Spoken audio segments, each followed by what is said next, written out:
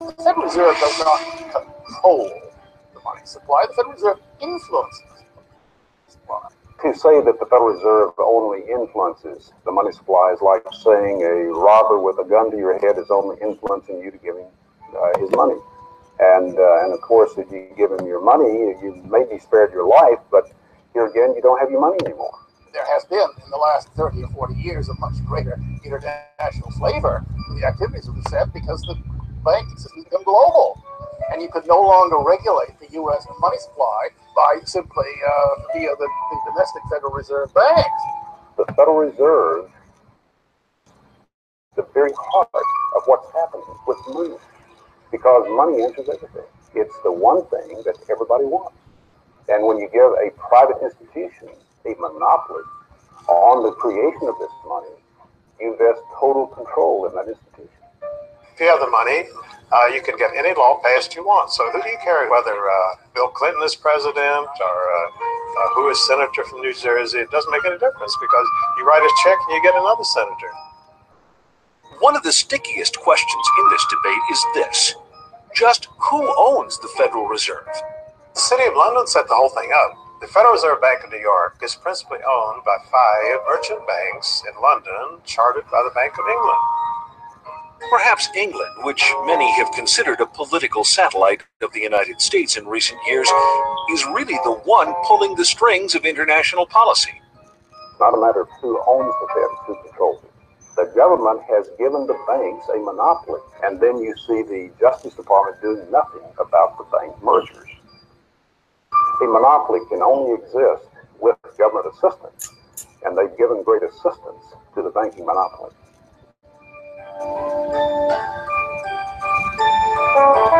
Perhaps the headiest allegation made against those who run the Federal Reserve is that they are responsible for 3 of the biggest tragedies of the 20th century: World War I, World War II, and the Great Depression. Wars are very profitable. In fact, wars are probably the most profitable thing an international banker can be involved in.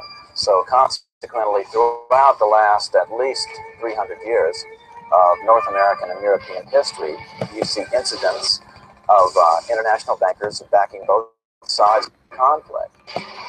They've been trying to have a war in Europe since 1885, but the central banks of Europe had already bankrupted all the nations of Europe. They had no money. The only money was here in the United States. In order to get that money, put a central bank over on the American people. It was sold as a way to bring stability to the American economy. Well, what happens just a little over a decade after the passage of the Fed? We see the biggest depression of this century in any case. For the 16 months prior to the crash of 29, the Federal Reserve increased the money supply by 62%. Now, what was happening back then? Much like it's happening today. People were buying and selling, pledging and borrowing, thinking the good times would never end. And then at the time of the crash, they pulled the plug on the money supply. And the people who had pledged their stocks, their bonds, their homes, their cars, their savings accounts, they lost it all. Selling guns to one adversary while making loans to another is a common way these boys make their profits during war. And when profits begin sagging, people like Jacob Schiff, Max Warburg, and J.P. Morgan knew how to build them up again. Surprise, surprise, it's a documented fact. Trotsky and Lenin with billions in gold and credit to initiate the revolution in Russia. With Russia out of the war and America in, the conflict was extended by at least another 2 years. 2 more glorious years of gun sales and wartime bank loans, upon which to earn interest for many more years to come. There is no question that war is a profit-making business. After World War I, Senator Gerald Nye held very famous hearings here in Washington where he dragged in some of the biggest bankers and industrialists and put them on the spot and just examined profits that were made by some of these major interests. War is a profit-making business. Anybody who says otherwise is a liar or a fool. They were able to manipulate us into World War I, and as a matter of fact, the war stretched out for at least another 2 years. What it would have gone. Just when You think you're ahead of the game? Someone change the rules. They did this knowing, with malice aforethought, own profits and to build their own institutions, their own banking institutions. Many people believe that virtually all of the wars of this century have been caused for reasons that benefit small financial groups, move in the sphere of influence of the Bilderberg and Trilateral Commission. For an example, the war in the Balkans right now. Who's been providing Milosevic with arms and weapons? The Soviets have. The Soviet Union, their military industrial complex, the United States has. European bankers have. So the bankers have been financing both sides of every major conflict. Conflict brings progress, but controlled conflict brings controlled progress. Every major war, every major conflict, arms sales, loaning money to governments, people to pay you interest back into the coffers of the bank, money that you created out of nothing. Nobel Prize Milton Friedman claimed that the Federal Reserve caused the Great Depression by deliberately reducing the amount of money in circulation. All over the country were frightened about the safety of their funds and rushed to withdraw them. There were runs, there were failures of banks by the droves, and all the time, our system stood idly by when it had the power and the duty and the responsibility to provide the cash to banks to meet the insistent demands of their depositors without closing their doors. Congressman Louis McFadden, Banking Committee during the crash, agreed, saying, "The Great Depression was a carefully contrived occurrence by international bankers seeking to bring about a condition of despair so that they might emerge as the rulers of us all." There was a memo circulated in advance of the stock market collapse. All the big guys, or the insiders, let's say, got out of the stock market during that 4-year period. They all got out. They were cash heavy when the market crashed. They were able to buy up major corporations for pennies on the dollar. Roosevelt's own son-in-law called the Depression the deliberate shearing of the public by the world money power, triggered by the planned sudden shortage of call money in the New York markets. Insider Joseph Kennedy's wealth grew from $4 million in 1929 to over $100 million 4 years later. Then, as now, America's press failed to tell us what was happening. These scenes of unrest in America have never been seen before. Cameramen would shoot them, but newsreels wouldn't play them. Controlling the news started early in America. Each side of the news continued to get lots of play. And they're off. Around the first bend, it's Rumble in Miami. Phillips Miller in second, and Hop skipping a jump. Now coming around the turn is Fox Miller. Hop skipping a jump in second. And Hop skipping a jump is down. Oh, ladies and gentlemen. Fortunately, President Andrew Jackson to William Jennings Bryan to Father Charles Coughlin were courageous enough to speak the truth. May I remind our President with all due respect that not one of these soldiers ballot on that fateful Good Friday night in the spring of 1917, the force of peace-loving nation like ours armed for the profiteers and the exploiters of mankind. And during the Depression, no one was more dangerous to the banking interests than Huey Long. We've tried the Republican Party, we've tried the Democratic Party, then we've gone back and tried the Republican Party, and now we're back trying the Democratic Party. And unfortunately, whenever we get into power with either one of these parties, one crying need of our people, the redistribution of wealth, so that none would be too poor and none would be too rich, is always neglected by the party that is in power. How many men ever went to a barbecue? One man take off the table what's intended for 9/10 of the people to eat. The only way you'll ever be able to feed the balance of the people is to make that man come back and bring back some of that grub he ain't got no business. But assassination as a tool of political policy was nothing new to this crowd.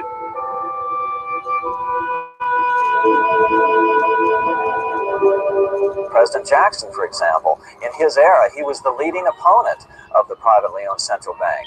Well, what happened to him was an assassin who was connected to international bankers, who was later found out, got right up to Jackson, stuck 2 pistols in his belly, fired both at the same time, both misfired.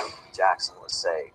And interestingly enough, even though history books don't spend much time dwelling on this bank problem, Jackson himself numbered this as his leading accomplishment. In fact, on his tombstone, do you know what's on it?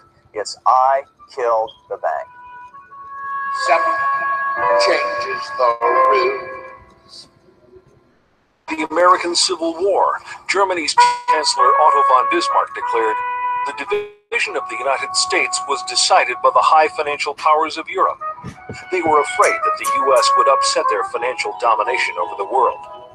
They saw tremendous booty if they could substitute 2 feeble democracies burdened with debt to the financiers in place of the vigorous republic sufficient unto herself. Abraham Lincoln realized this, and so stood firmly for preservation of the Union. He needed money to win, lots of it. He went to the Wall Street bankers who wanted 36% interest per annum. Honest Abe chose a less expensive alternative, choosing to have Congress issue the money. The bills were called greenbacks, and they weren't backed by gold, only by the full faith and credit of the United States. With Congress issuing the money, not 1 penny of interest was paid to private bankers. The assassination was related to the bankers wanting control of the money.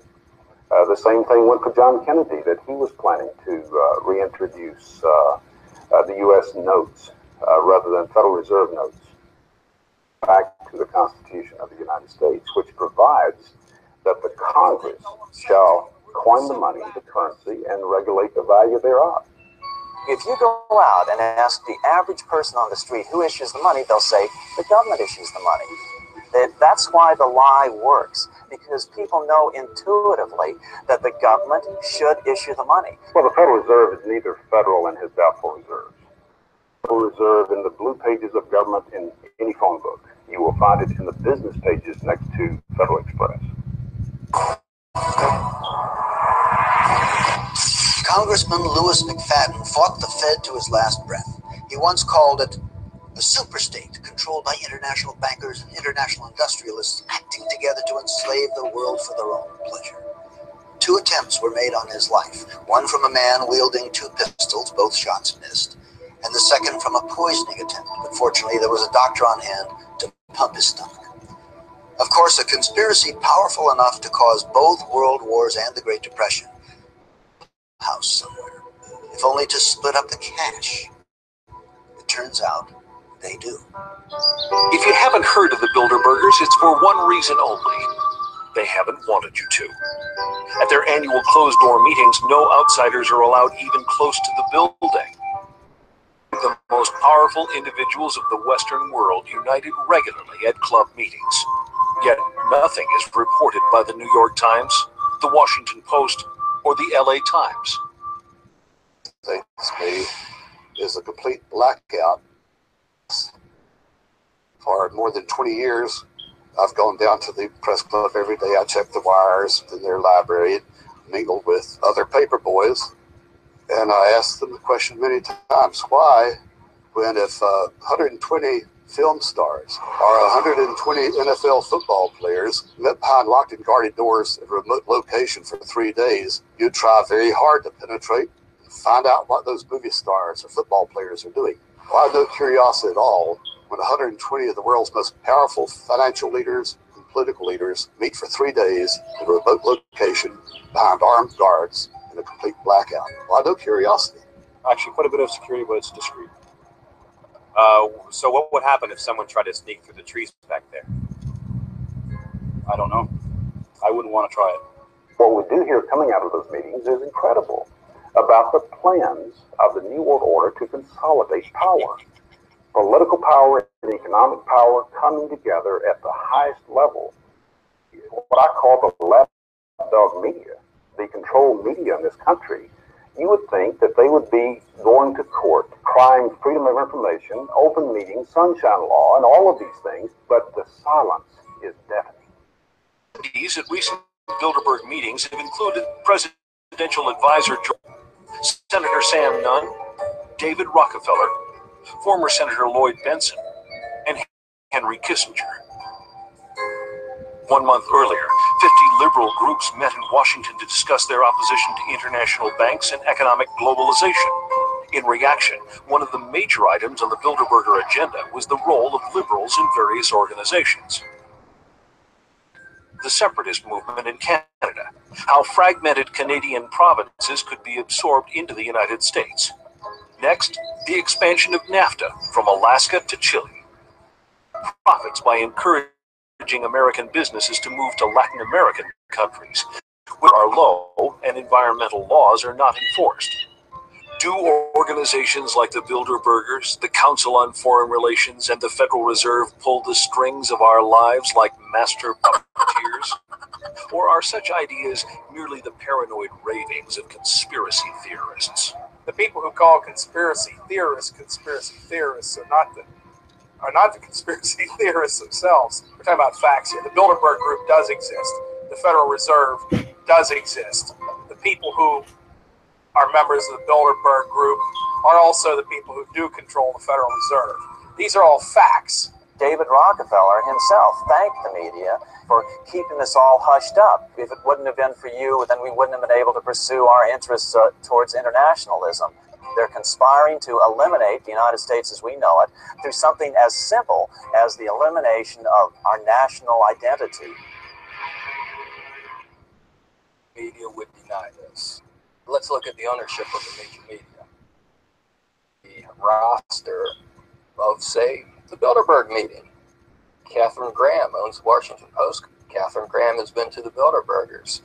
Conrad Black, one of the largest media barons in Canada and Europe, has not only been to these meetings, but he has hosted the meeting just a few years ago. Every year they meet in secret, and there is an absolute news blackout. Anything reported in any of those papers. In this country, the press is seen as the fourth estate. You know, you've got the judiciary branch, the legislative branch of government, the executive branch of government. Then you're supposed to have the press keeping an eye on these three. If leaders from these three are working with other leaders around the world to determine economic policy, wars, human rights, etc., then yes, the press has a responsibility to get in there and to inform people. But just 2 years ago, I think 1997, the First Lady attended the meeting in Georgia. A few papers in Georgia picked it up, but this is the First Lady at a meeting with people who really arguably want to rule the world. Now, that should have been front page news. Well, the fifth estate are the international bankers, and they just couldn't accomplish their goals without being to control the electronic media. Now, what they hate more than anything else is this outbreak amongst the internet, cable TV, radio talk shows. That's what they can't control. They need control, and without it, they aren't going to get what they want. One person's sinister conspiracy could just be another person's private affair. The Bilderberg is a clubby atmosphere. That's what it is, really. It's a clubby affair. By invitation only. Now, when you see groups like Council on Foreign Relations, Bilderbergers, Trilateral Commission, you have to remember bankers work internationally, and the central banks in all countries work together, and they do this through special groups. They formed the Council on Foreign Relations at the Versailles Peace Conference after World War I. Now, many conservatives believe the CFR runs in the United States, but it only does it second hand because the real orders come out of London first. Decisions arrived at in secret Bilderberger meetings apparently do affect our lives as much, if not more, than the policies adopted through Democrat-Republican squabbling. When no other newspaper bothered, the tiny Washington publication, The Spotlight, evaded the shroud obscuring these secret gatherings. Well, by penetrating the secrecy of Bilderberg, we were able to do an advanced story on the end of the Cold War, the downfall of Maggie Thatcher, an advanced story on the Persian Gulf War, then President George Bush's reversal from his read my lips, no new taxes pledge. The financial entities that dominate the Federal Reserve, the Bilderberg Group, are largely centered around the Rockefeller family and the Rothschild family. East Manhattan, Citibank, all these groups have moved in the Rockefeller sphere of influence and the Rothschild sphere of influence, are the glue that hold the Bilderberg elite together. Most troubling of all is evidence that the attendees of these secret meetings may even choose our presidents. In December of 1974, on the editorial page of the Atlanta Constitution, it said Jimmy Carter is running for what? And what was about this today? I'm running for president. Jimmy Carter had been a one-term governor of Georgia, hardly known to the American people. He, however, had an entree into the international elite through his membership in David Rockefeller's Trilateral Commission. No one had ever heard of Jimmy Carter. I think that's fair to say. Yet, within the next several years, as he announced his presidential campaign, started moving towards a Democratic presidential nomination, he started getting a lot of favorable media coverage, particularly from media connected to the Rockefeller sphere of influence. Jimmy Carter was painted as a populist, a man of the people. I remember when we couldn't find a microphone. When in fact, he was moving in the highest circles of the international elite. When we discovered that the obscure governor of Arkansas, Bill Clinton, had attended his first Bilderberg meeting in Baden-Baden, Germany in 1991, we were able to anticipate a political future for the man. When I discovered in 1991 that Bill Clinton had attended the Bilderberg meeting, I was able to predict that he would be the candidate for the presidency of the Democratic Party, be elected president. And so they picked him. The Bilderbergers actually picked him to be president. The best of my ability. Preserve, protect, and defend the Constitution of the United States. Preserve, protect, and defend the Constitution of the United States. So help me God. So help me God. Bill Clinton, like Jimmy Carter, was a product of the Rockefeller Empire. Bill Clinton has a few up on Jimmy Carter, though. Not only was the Trilateral Commission, but he was also invited to become a member of the Council on Foreign Relations. He had the imprimatur of the Rockefeller and Rothschild families. Well, you know, I grew up like everybody, every other kid in the United States, thinking, President of the United States, most powerful man in the world. But it's just not the case. You know, even Bill Clinton has admitted that he is only a virtual president anymore. That was in a speech in September of 1998.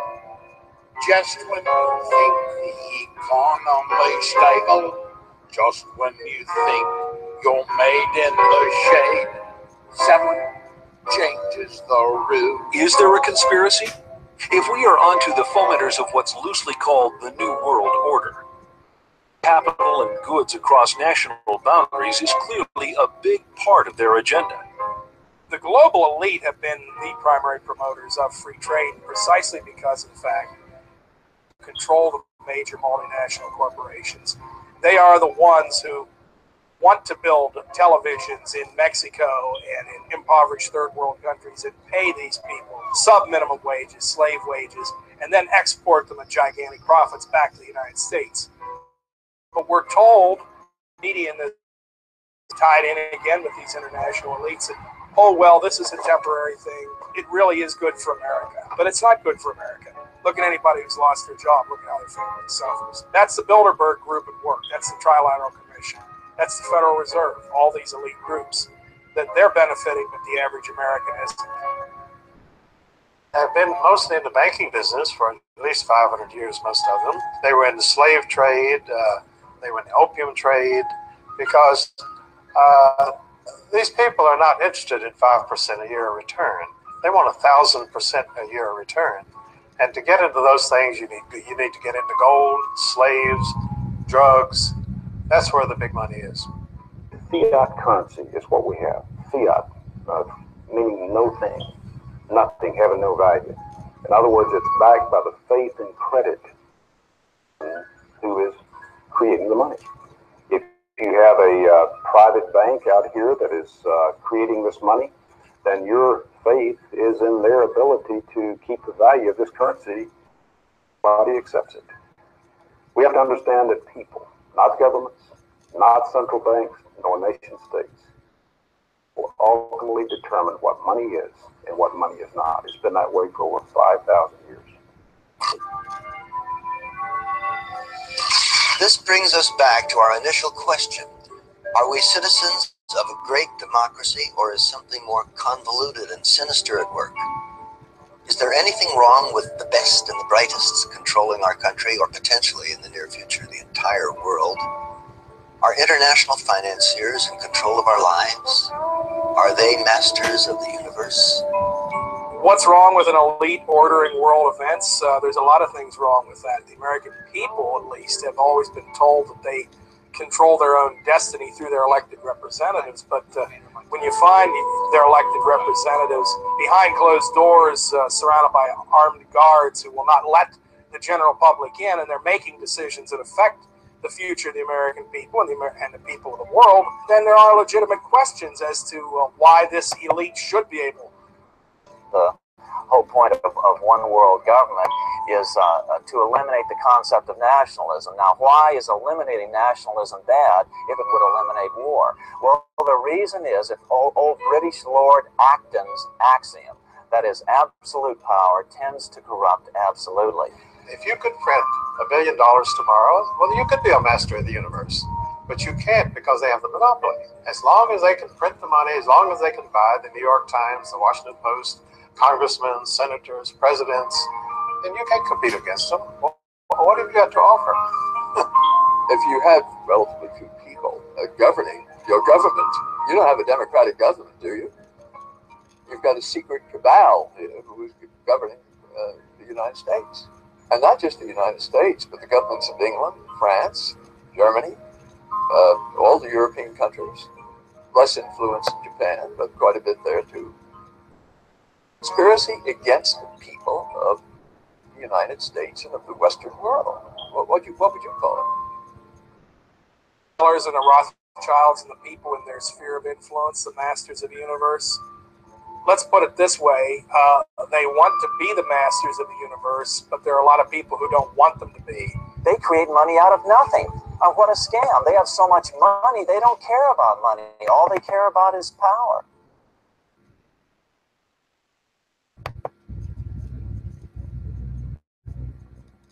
If you write anything on your computer, you get Grammarly. I write pretty much all day, every day, and Grammarly makes my writing better. All right, before we start, let's pray. Heavenly Father, without you, we can do nothing. And we need your protection and your guidance amongst us. And so we invite your mighty angels to walk up and down these passages, keep away anything that should not be here. Enlighten our spirits with your mind. May have the mind of Christ. In Jesus' name, amen.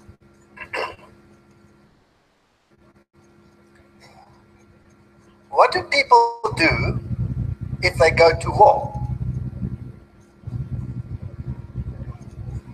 They train, they prepare. Is it necessary for them to know what the enemy is doing? Well, imagine going to war having no clue who the enemy is. Wouldn't that be kind of silly? And yet, we are told we shouldn't.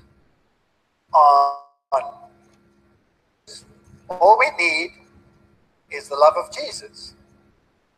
Preach the love of Jesus. We have to preach the love of Jesus. The love of Jesus is so buried under the rubbish of theology, Jesus anymore. And they become atheists like me, because Jesus is a monster who's going to, for all eternity, in a place that he invented just for.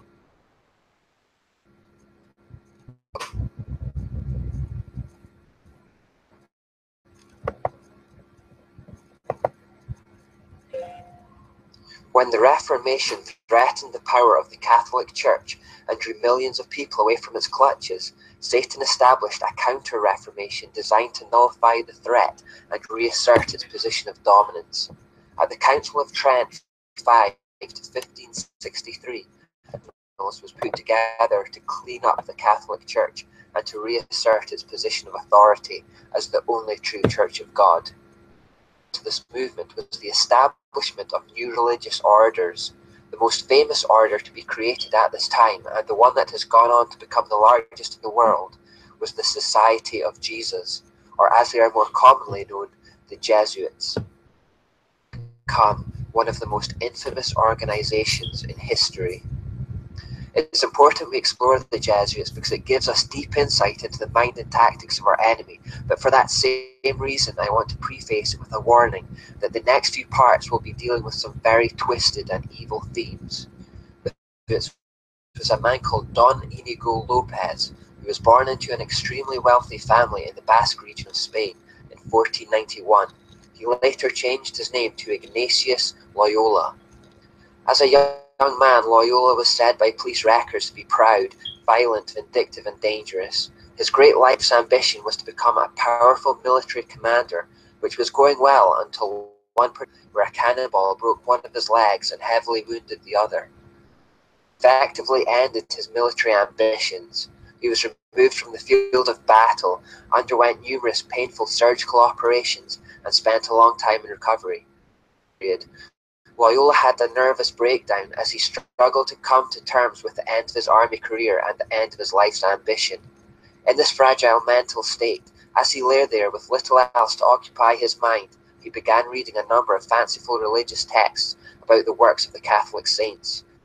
Inspired by the life of St. Francis of Assisi, he set out to emulate his deeds and those of others like him. He began to envision Jesus as a type of great military commander, and thought that although his physical army career was over, he could instead become a kind of general in Jesus' army instead, the goal of which would be to capture the world. As a cripple, he made his way across Spain to the mountains of Montserrat, where there was a Benedictine monastery. Within this monastery was a sacred goddess idol called the Black Virgin of Montserrat, which he stood before in vigil for 3 days. There he committed himself and his work to her. By doing so, he committed himself to the demonic goddess Asherah. From here, he decided that he would go to Jerusalem and conquer the Muslim world for Catholicism. His ambitions were halted, however, as Barcelona had the plague, and he was forced to stay in the small town of Manresa for 10 months instead. He lived in a cave, physically and mentally, until he began to have dreams and visions. Nations, he claimed that the secret doctrine of the Catholic Church was taught to him by a form in the air near him, and this form gave him much consolation because it was exceedingly beautiful. It somehow seemed to have the shape of a serpent and had many things that shone like eyes but were not eyes. I took consolation from gazing upon this object, but when the object vanished, he became disconsolate. Telltale signs of a demonic cave revelation, exactly like that which Muhammad experienced. Than Muhammad's encounter, the being came in the form of a serpent rather than an angel of light. Similar to Muhammad, Loyola found himself prone to depression after contact. After the 10-month period in the cave, Loyola proceeded to Jerusalem, where he approached the Franciscan monks. They told him to go home as they did not want any political trouble. It was upon his return to Spain that he started formal training by studying theology at various universities. At this time, he, along with a small band of companions, also started making disciples of others. Preached, it was noted that some of his female followers became so hysterically zealous that one fell senseless, another sometimes rolled about on the ground, and another had been seen in the grip of convulsions or shuddering and sweating in anguish. Clearly demonic activity was at work following his cave experience and commitment to the demonic Asherah idol, and for the rest of his life he was known for having mystic powers.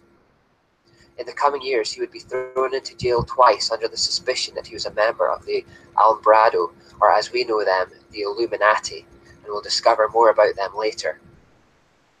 The description of people falling senseless and going into convulsions may remind you of scenes from Christian churches in recent times. To deal with that, I want to refer you to a 3-part series called Kundalini Warning, which I'll provide links for below. Please watch all the way to the end for a balanced opinion. 1634, Ignatius Loyola had 6 key companions, all of whom he had met at university, and they formed the initial military brotherhood of the Society of Jesus. On the 15th of August, 1534, they met in the crypt of the Church of Our Lady of the Martyrs at Montmartre, and took solemn vows committing themselves to their lifelong work. As a man with an army background, Loyola created his order with the principles and disciplines that he had been used to as a soldier. The leader demanded the unquestioning obedience from his inferiors. He made the first superior general of the order, and they began the work of opposing the Reformation and re-establishing the dominance of the Catholic Church in Europe and around the world.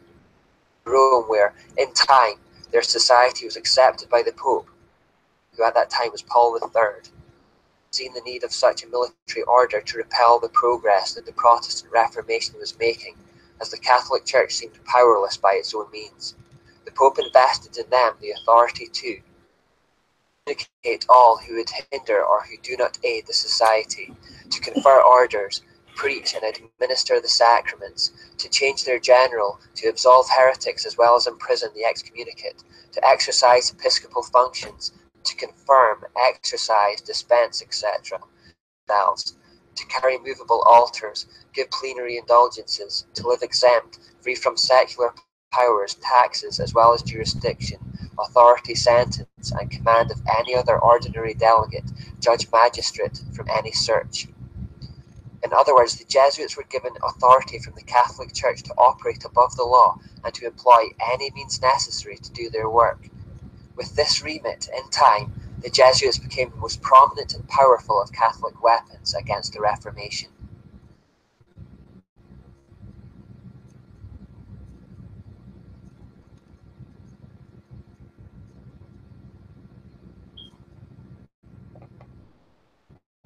Millions of people away from its clutches, Satan counter-reformation designed to nullify the threat and reassert its position of dominance.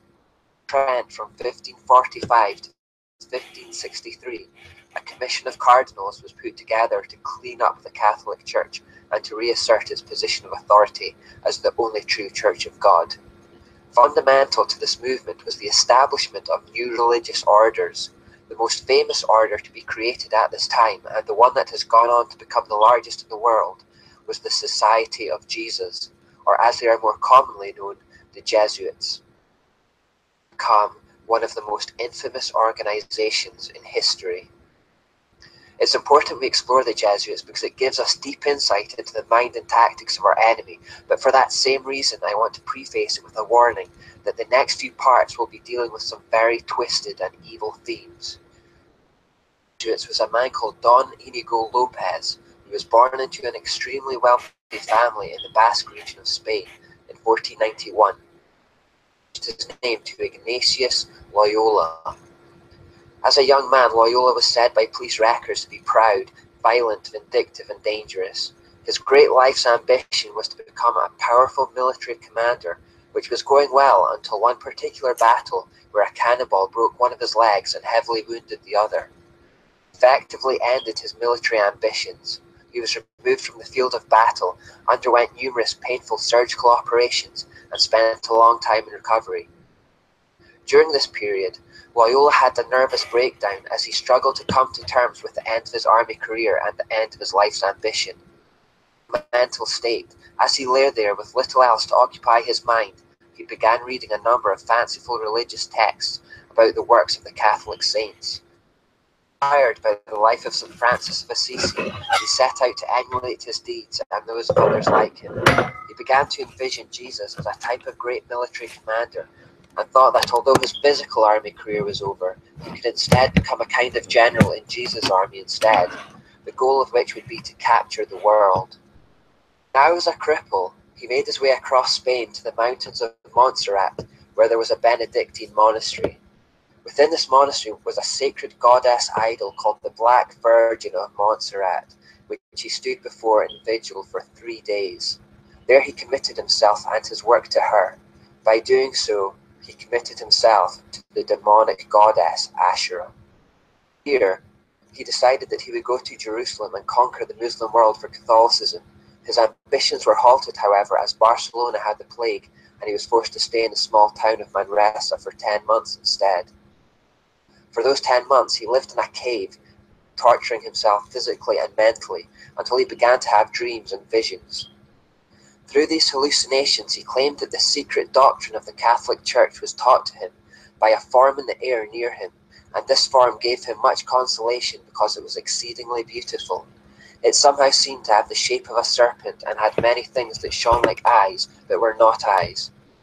He received much delight and consolation from gazing upon this object, but when the object vanished, he became disconsolate.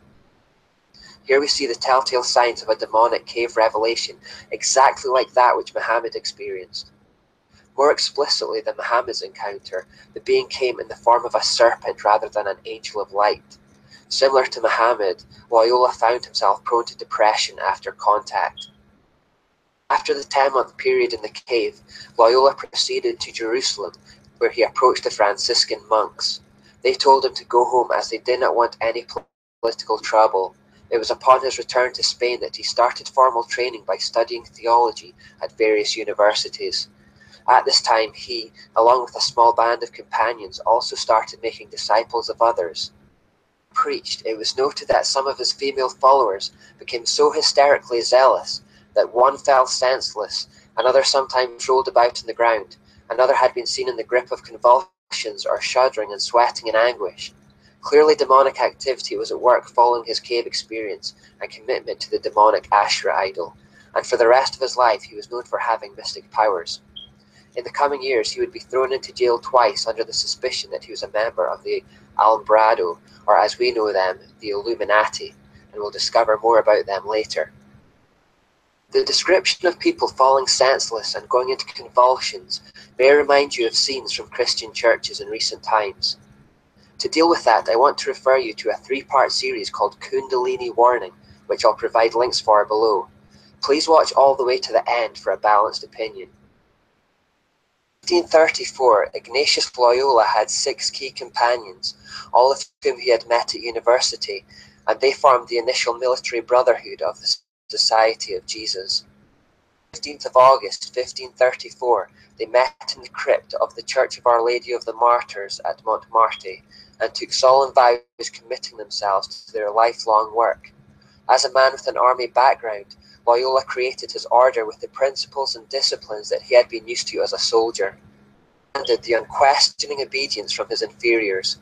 Loyola was made the first superior general of the order, and they began the work of opposing the Reformation and re-establishing the dominance of the Catholic Church in Europe and around the world.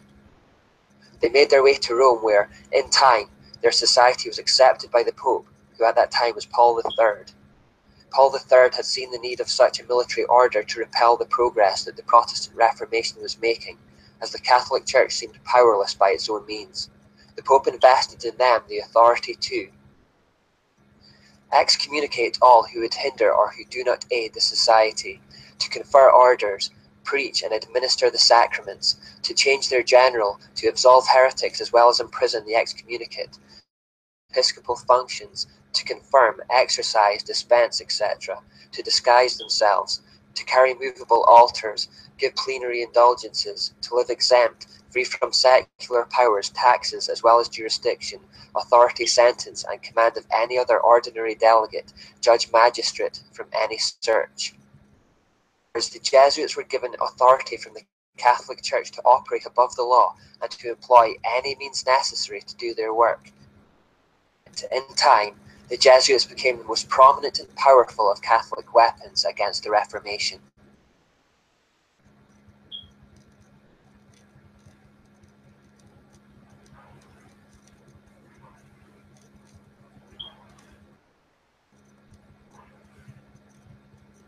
Key to Ignatius Loyola's order were something called the spiritual exercises. These were based on the experiences and secret teachings he had received whilst in the cave at Manresa. He basically made a template of what he had done in the cave to summon the serpent with the secret knowledge and then passed it on to his followers. These spiritual exercises formed the foundation of his entire movement. All Jesuits would have to go through them in order to bring themselves to the same kind of mind as Loyola had himself after 10 months in the cave. They involve systematic meditation, prayer,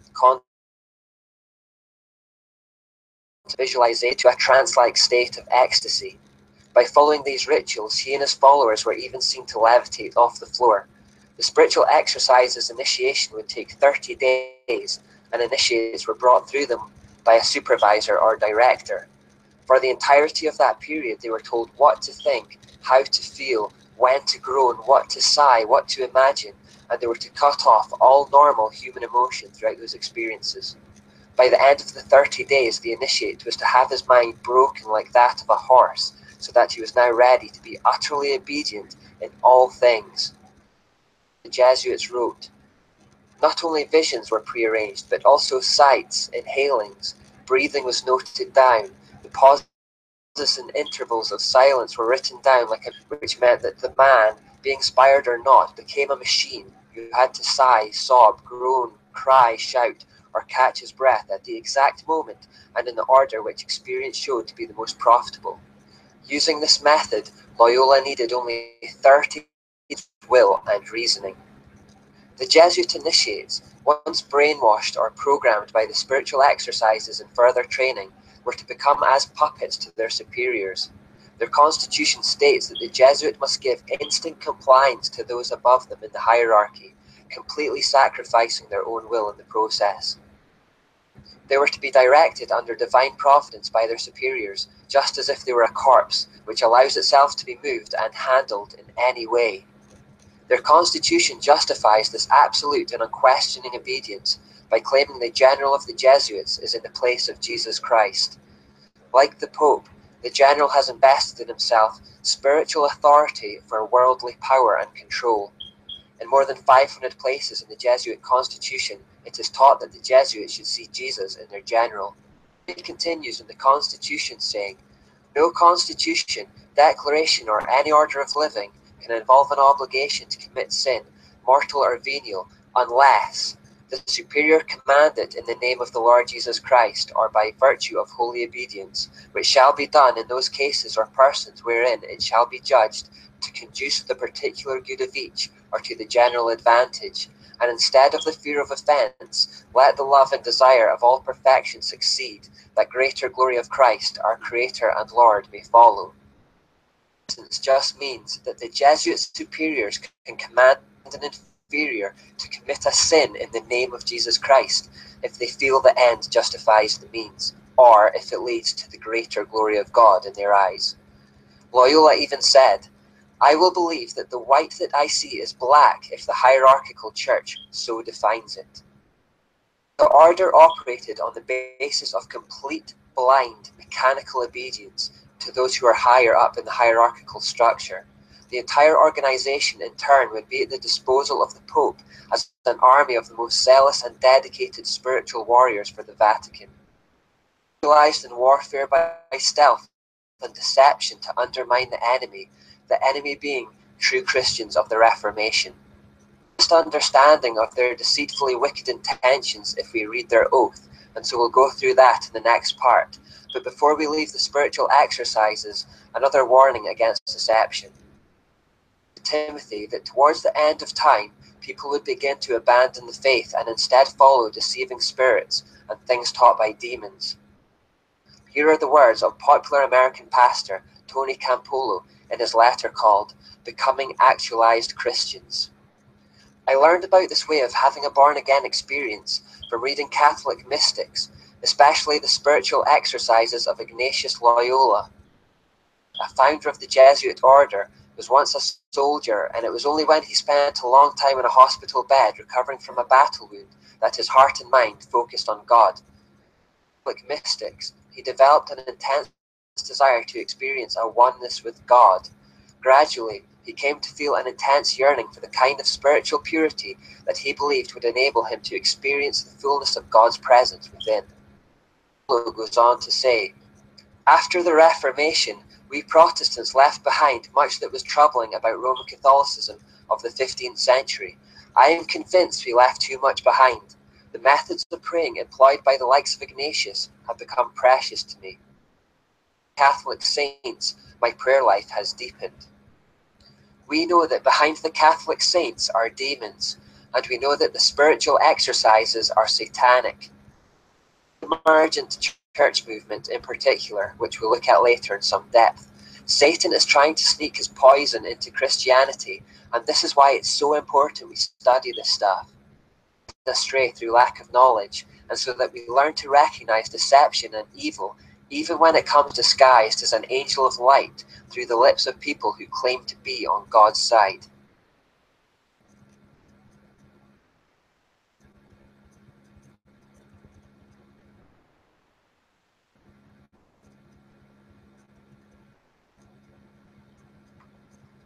We're now going to read the Jesuit Oath to gain an insight into exactly how they went about trying to destroy the work of the Reformation. We'll be going into some twisted and disturbing stuff. This is one of the things I had in mind. It's an extremely disturbing document, but it's important to go over it, as it doesn't just give us insight into the Jesuits. By proxy, it gives us deep insight into the mind of our demonic enemy as a whole, and the tactics that Satan may still employ today against us. There's no new tricks. Copy of this in the notes section of the Fuel Project Facebook page if you want to read it again.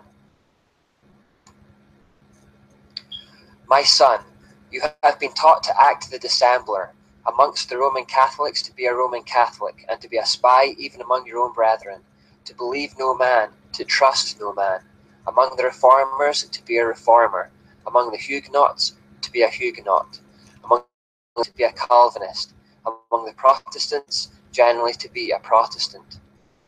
Confidence to seek even to speak from their pulpits, and to denounce with all vehemence in your nature our holy religion and the Pope, and even to descend so low as to become a Jew amongst the Jews, that you might be enabled to gather together all information for the benefit of your order as a faithful soldier of the Pope.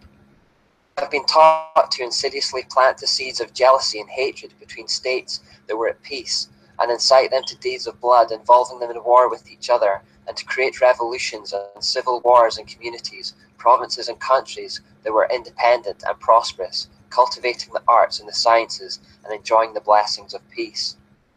With combatants, and to act secretly in concert with your brother Jesuit, who might be engaged on the other side, but openly opposed to that which you might be connected, only that the Church might be the gainer in the end, in the conditions fixed in the treaties for peace, and that in the end justifies the means.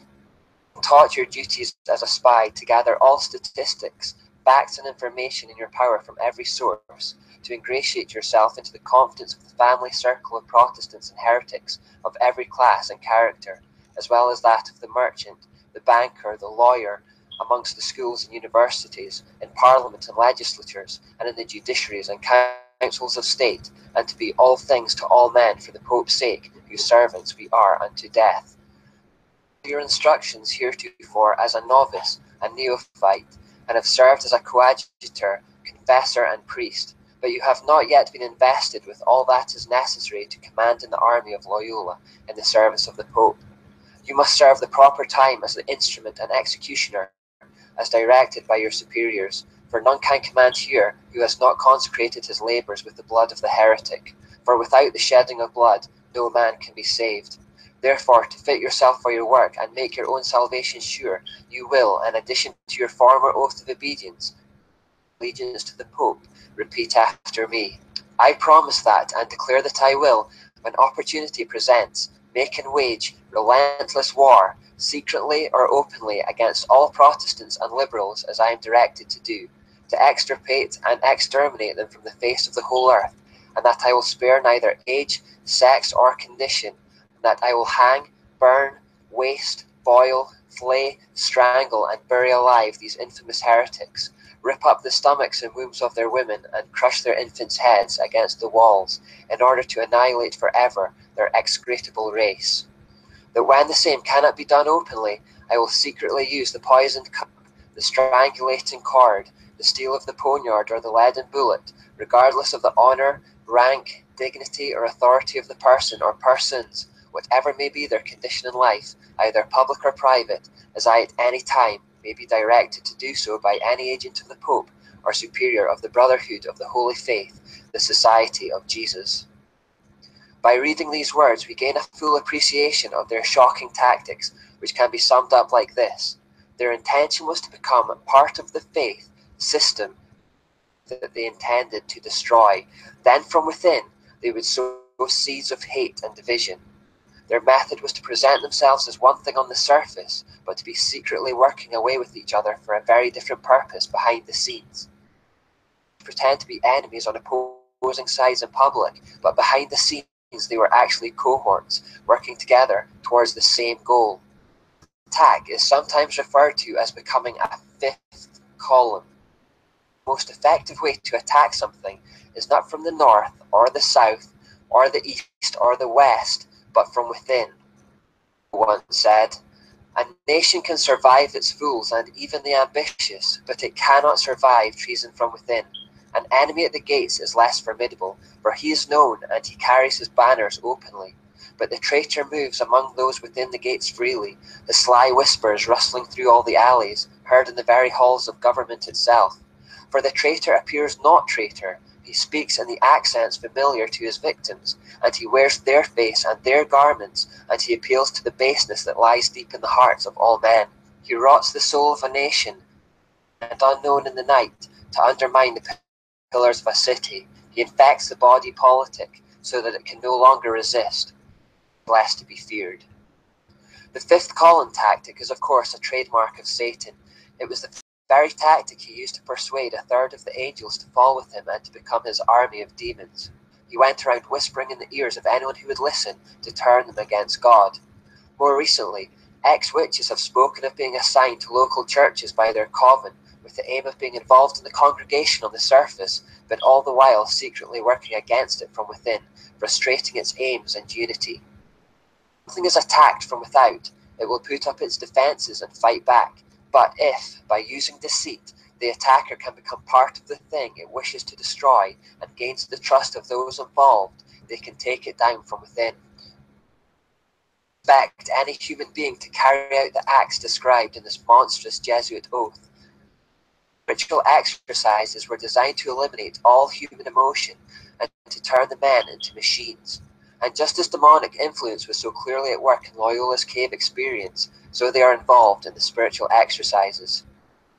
And Les Jesuits writes, "We imbue unto him spiritual forces which he would find very difficult to eliminate later.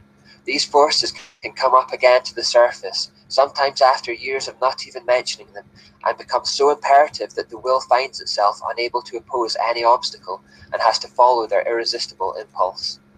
In other words, through the spiritual exercises, the Jesuit initiate becomes possessed and finds themselves compelled to act according to the will of these demonic forces within.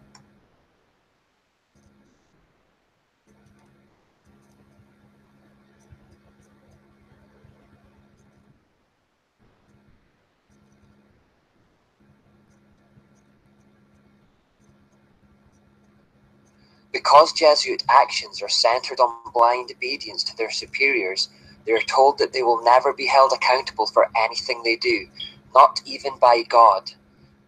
All personal responsibility as they become mere puppets for those that are higher up in the hierarchy. A professor told a student who was studying under him to become a Catholic priest, "You will never have to give an account to God for actions you do by the order of your legitimate superiors. Deceive you, being themselves deceived, they alone would be responsible for the error you have committed.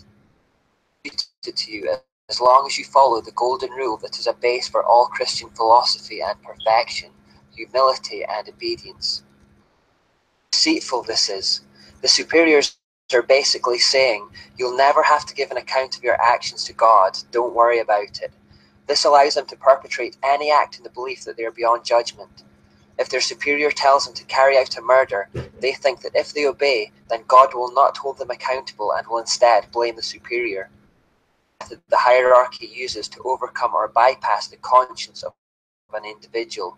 With the spiritual exercises that have taught them to suppress human emotion and imbued them with demons, you can see how they would become capable of some extreme acts of violence, and anything else for that matter. A second vital principle for Jesuits can be summed up in the phrase, "the end justifies the means." Remember this one, it's very important. Before this maxim, the ideas of absolute right and wrong completely vanish. Conceivably, there is no crime or atrocity that is not allowed as long as it is for the greater glory of God. In fact, the sins that achieve the right results become holy in the eyes of the Jesuit, no matter how disgusting. You can lie, cheat, steal, rape, or murder, but if the ends are the right ones in their eyes, then the means are justified. This exact concept also exists in Islam, where lying, deception, murder, and other atrocities become acceptable if it furthers the cause of Allah on the earth. A third twisted principle of the Jesuits is probabilism. If a Jesuit has in mind to do something but knows it is very probably illegal, if he can find the merest hint that it may not be, he is allowed to continue with his action. For example, if he consults 100 teachers or doctors about his intended action and 99 say that it would be unlawful, but then one tells him that it may not be, he can act on that 1% probability that it is in fact lawful. In fact, if the Jesuit can imagine any reason in his own mind why his action may not be unlawful, however unlikely, this frees him to do it. It's a form of self-deception, lying to yourself to try to keep the conscience clear. There is the idea of directing the intention. This is the idea that if the person meditates on something holy while they perpetrate something evil, the soul contracts no guilt or stain. Therefore, the Jesuit can kill someone or lie or cheat or steal, but as long as he is focusing on something holy at the time in his mind, their soul remains white as snow. Again, such is the depth of deceit within the Jesuit system that they deceive even themselves. Fifthly and finally, there is the doctrine of equivocation or mental reservation. This policy allows the Jesuits to follow a secret policy while stating something completely different to the outside world. This is directly from the mysteries where secret doctrines and purposes were hidden under double meanings and secret symbols that seem quite innocent to the uninitiated. A Jesuit quoted, "It is permitted to use ambiguous terms, leading people to understand them in a different sense from that in which we understand them. A man may swear that he never did something, though he actually did, meaning within himself that he did not do so on such a day, or before he was born, or under any circumstances, while the words he employs may have no such sense as would discover his meaning." He goes on to say, "It is the intention that determines the quality of the action, and one may avoid falsehood if, after saying or denying something aloud, then add something under his breath that, if true, would make his statement the truth." So take this example. A Jesuit murders a man on a Thursday, and the police take him in for questioning and ask him if he murdered the man in question. The Jesuit replies, "I did not murder him," which is obviously a lie because he did, but then under his breath or mentally he adds the words, "on Friday." These inaudible words that he whispered to himself after the initial lie have now made the statement true. By doing this, Jesuits can permit perjury and in their own eyes remain blameless.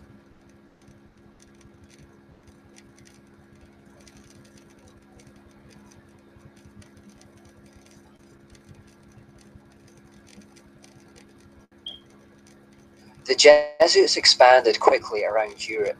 One of the primary ways in which they went about reclaiming some of the ground that had been lost to the Protestant reformers was to establish schools of education in various locations. They went for control of the information flows, imagining, quite rightly, that by controlling education, and therefore control the worldviews and mindsets of coming generations. If you go to the Jesuit Boston College website today, you'll see a part where they admit, when in 1547 Ignatius was asked to open a school in Sicily for young men who were not Jesuits, he seems to have seen the opportunity as a powerful means of forming the mind and the soul.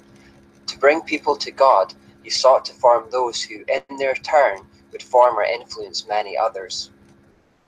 Schools that catered for children of all ages soon spread across the world as part of a covert campaign to turn people back to Rome. The key to it was that, unlike other Catholic institutions, the Jesuit schools actively encouraged Protestant children to enroll.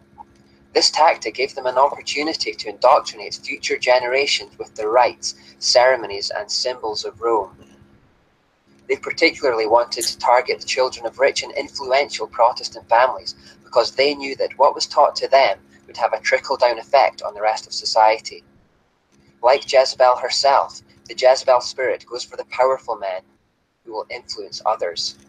Jesuits also sent missionaries to far-flung places in the world like China, placing great emphasis on the importance of assimilating themselves into their culture. By educating themselves on the language and religion of these places, they could become teachers of the people and work their way into positions of influence. They were incredibly committed, hard-working and disciplined in these tasks, pouring out their lives for the furtherance of their cause. Wherever they went, they consistently compromised their own message with the local pagan practices of the area to get a foothold, just like they'd done in Rome itself. When they returned to Europe from these far-flung places, they brought back with them the occult and pagan ideas that they'd picked up there. In Britain, the Jesuits made use of fifth column tactics. They started filtering into the country in the 1560s, and almost immediately they were found preaching from pulpits disguised as Church of England ministers. In 1568, a Jesuit priest posing as a Church of England minister accidentally dropped a secret copy of instructions on how to undermine and destroy the Church of England. After a search of his lodgings, further documents were discovered in his boots, including a license from the Jesuits and a bull from the Pope Pius, which authorized him to preach whatever was necessary to inflame animosities and widen divisions.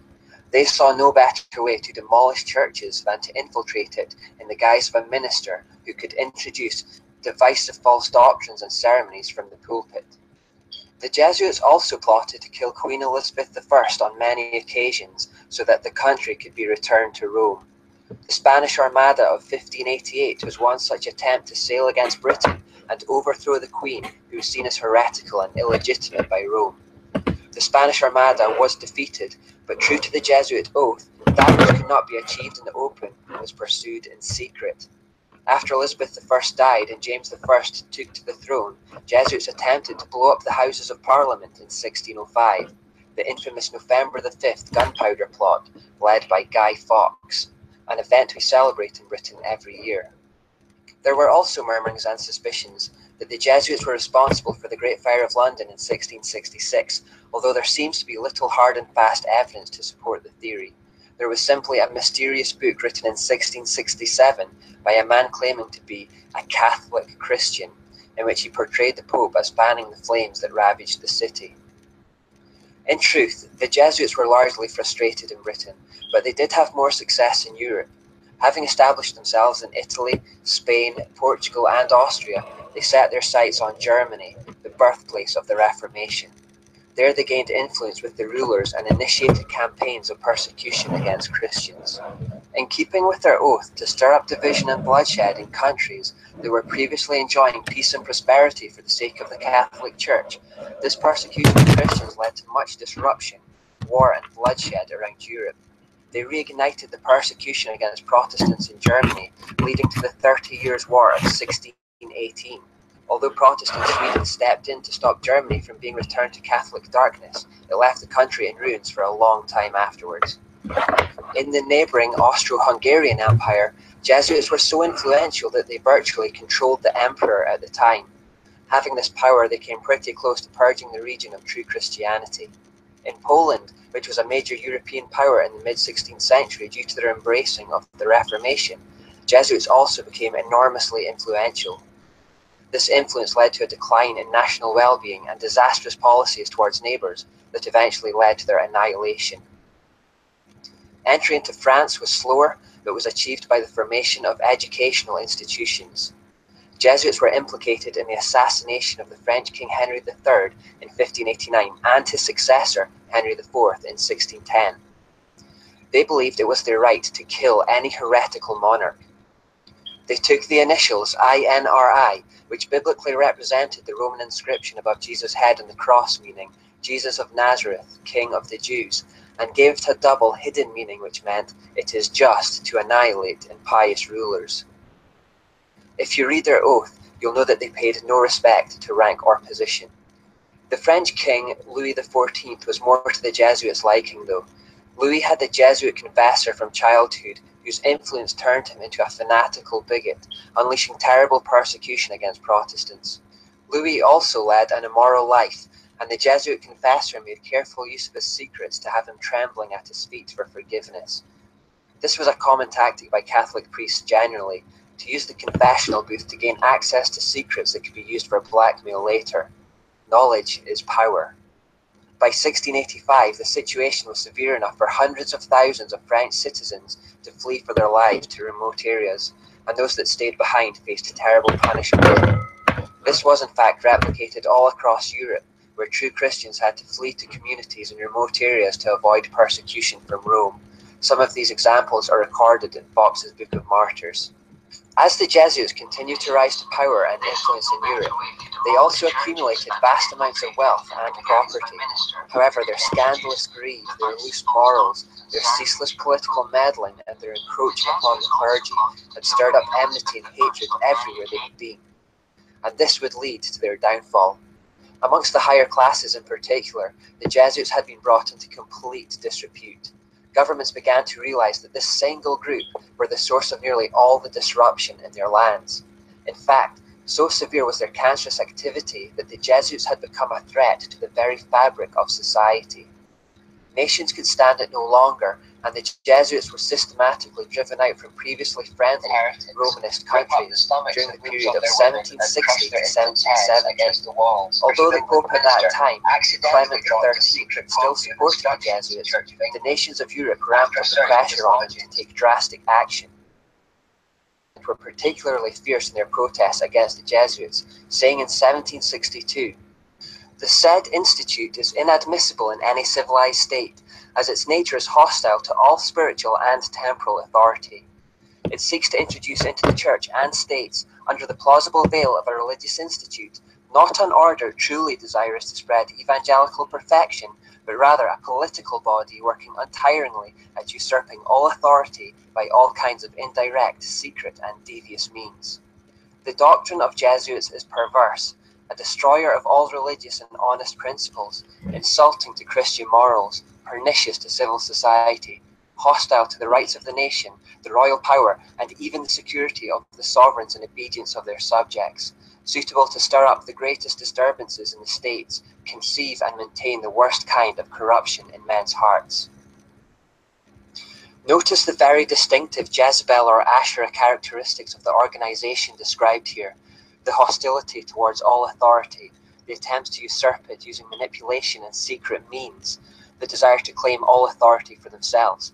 And remember that this shouldn't surprise us, as Loyola spent 3 days dedicating himself and his order to her in the form of the Black Virgin of Montserrat. With her at the spiritual helm, it of course displayed her characteristics. The pressure on the Pope became too much to ignore, and so eventually he reluctantly called a secret conclave in 1769 to bring into effect the suppression of the Jesuits. Mysteriously, he died the evening before the meeting could be held. It was strongly suspected, of course, that the Jesuits had been the perpetrators of the murder. The next Pope, Clement XIV, tried to reform the Jesuits to no avail, and after further pressure from the monarchs of Europe, he finally abolished them in 1773. A year later, he was dead by poisoning, with the Jesuits again at the top of the suspected list. At that point, the Jesuits were forced to secularize themselves, and on the surface at least, they disappeared from society, except in Russia, where they were allowed to continue as normal. The Russians wanted to use their skills to subdue the recently conquered Polish people. In return for their help, the Russians would give the Jesuits refuge. Since it was the Jesuits who were largely responsible for the weakening and destruction of Poland in the first place, the people of Poland had more reason than most to feel animosity towards the order. With the Jesuit order more or less finished as an effective religious weapon, though, Satan needed to change tack in his continued war against Jews and Christians. This change occurred in the Age of the Enlightenment.